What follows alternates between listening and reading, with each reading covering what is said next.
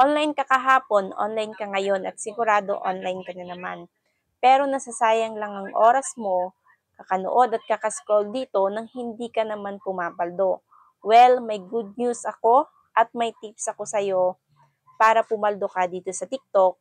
Kahit kaunti lang ang followers mo dito ay pwedeng-pwede kang pumaldo dito.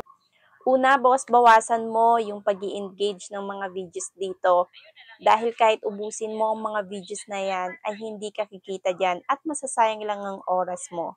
Lalo na kung hindi naman related yan, kung paano ka papaldo at kung paano ka kikita dito sa TikTok.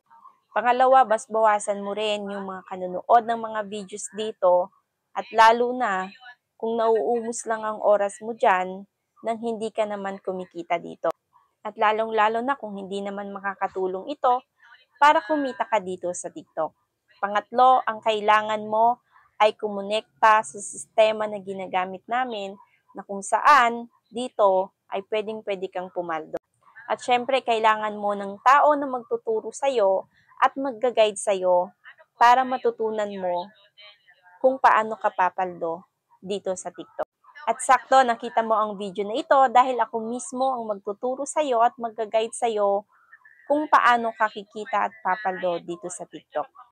Pwedeng-pwede kong ituro sa'yo ang sistema na ginagamit namin na kung saan ang gagawin mo ay mag-copy and paste. Na dito ay pwedeng-pwede mong matutunan at pwedeng-pwede kitang turuan para kumita ka dito. Paki-heart mo lang ang video na ito at i-comment mo na rin kung taga saan ka para ma-recognize kita kung saan ang location mo. At huwag mo na rin kalimutan na i-follow ako dito sa TikTok at para updated ka sa mga videos ko. At higit sa lahat, huwag mo akong kalimutan na i-message para maturuan kita at ma-assist kita kung paano.